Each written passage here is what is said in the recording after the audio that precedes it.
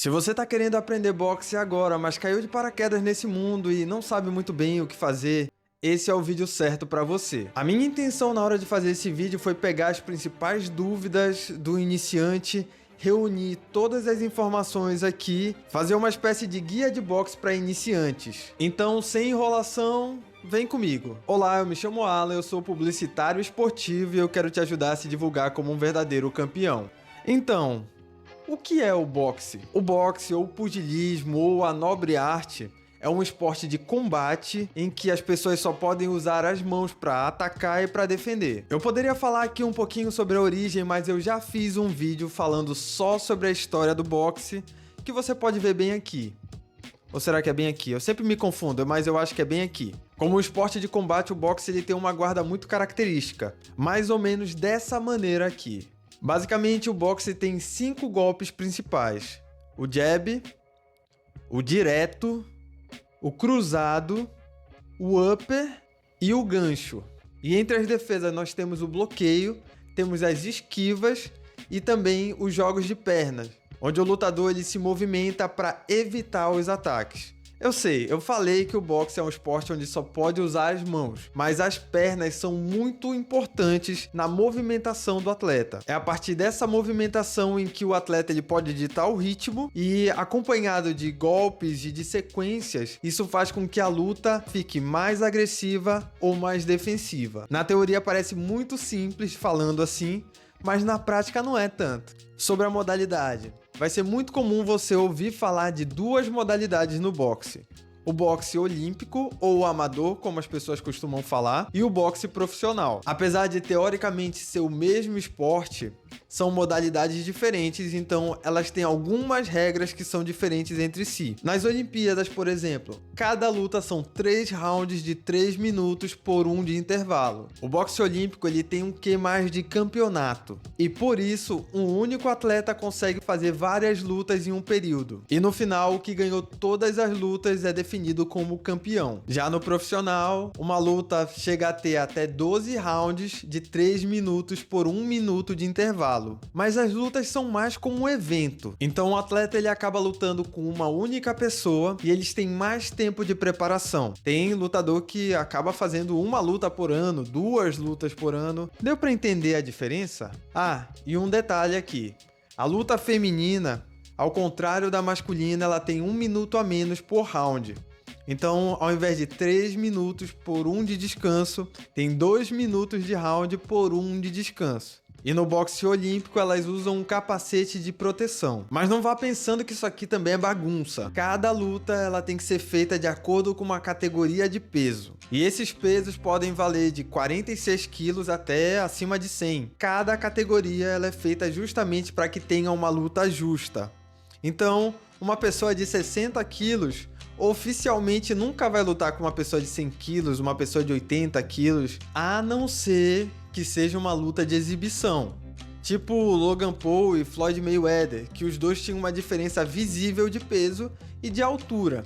Só que como era uma exibição, não era uma luta séria, não valia cartel, não era oficial ali para os eventos. Era mais pelo espetáculo. E aí, tá curtindo as informações?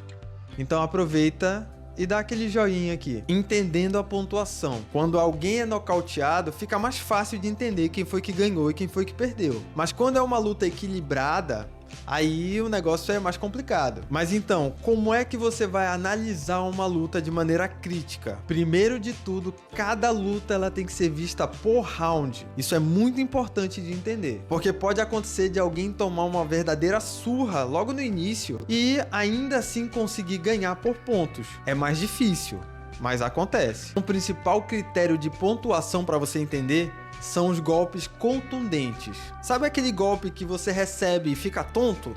Esse vale. Sabe aquele cascudinho assim, que nem sente? Dificilmente isso aí vai valer. Quanto mais perigo o lutador representar no round, melhor. Então aí você já consegue ter uma ideia de como a pontuação funciona. Derrubou, você tem 1 ponto de vantagem. Quando o atleta é derrubado, abre uma contagem de 10 segundos. Se o atleta conseguir levantar e o juiz perceber que ele está em condições de lutar, ok, mas ele já perdeu 1 ponto. Andou para frente o tempo todo, dominou a luta, deu mais golpes, tudo isso é contundência e tudo isso vale para pontuação. Mas esses são os critérios para ganhar a pontuação. Também tem as faltas. A partir do momento que você não age de acordo com as regras, você pode perder ponto, pode inclusive fazer com que a luta pare, que não tenha resultado definido.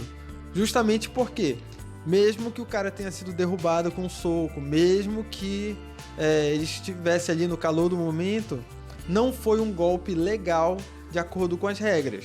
E por falar em pontuação, quem são os responsáveis por decidir a pontuação? Em uma luta existem vários juízes analisando cada round. E no final de cada round ele precisa indicar a nota 10 para quem ele acha que venceu o round e uma nota de 6 a 9 para quem ele acha que perdeu aquele round. E no final da luta, os resultados são somados e aquele que tiver a maior nota é considerado o ganhador daquela luta.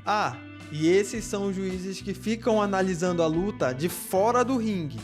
Existe um juiz que fica dentro do ringue junto com os lutadores. As regras gerais são por conta desse juiz. É ele que tem o poder de definir quando uma luta acaba, quando um atleta recebe uma advertência, quando abre contagem, quando o atleta está apto ou não a continuar aquele combate, senão ele tem total condições de parar aquela luta. Ele está lá justamente para garantir um combate justo e a integridade dos atletas. Se ele sentir que por mais que não tenha aberto a contagem, o atleta ele não tem condições de se defender, ele não está conseguindo se defender muito bem ali, se ele está machucado de maneira grave ou por algum outro motivo, ele pode até parar a luta. Então, a não ser que haja alguma desistência, é ele que decide o destino da luta e dos atletas. E antes de eu te contar como é que funcionam as federações de boxe, se você é um atleta, um treinador ou quer aprender a se divulgar melhor, eu preparei uma consultoria completa online para você. Eu vou deixar o link aqui na descrição. Essa aqui sempre foi uma parada que me confundiu muito. Eu não sei se você já passou por isso, mas eu olhava para um lado, eu vi o campeão mundial da WBA dizendo que ele era campeão mundial. E eu, beleza, é um campeão mundial. Aí depois eu olhava para o outro lado, um outro cara da mesma categoria, tudo ali, da WBO, dizendo que ele era o campeão mundial. E aí eu não conseguia entender nada, porque vinha um outro da WBC, um da IBF, e eu não conseguia entender as siglas, eu não conseguia entender, afinal de contas, quem é o campeão mundial, até que eu entendi que todos eles são. E sim, isso realmente é confuso. Mas assim como eu entendi, você também vai entender. Para isso eu vou pegar o UFC como exemplo. O UFC é um evento de MMA. Ele tem seus atletas, suas lutas, seus eventos muito bem definidos.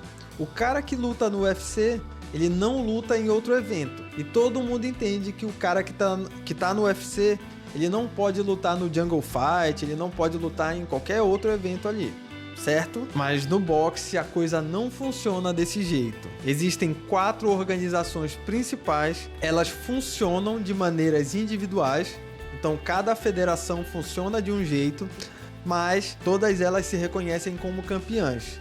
E o grande barato aqui é que um atleta da WBA pode lutar num evento da WBC, da WBO, da IBF, que não tem problema nenhum. Inclusive, eles são estimulados a isso. E assim como as 4 federações principais, existem várias outras federações, várias outras organizações que também trabalham independentes. Mas, mundialmente, só essas 4 são consideradas grandes federações, grandes organizações do boxe. Agora, se tem organizações diferentes, tem títulos diferentes.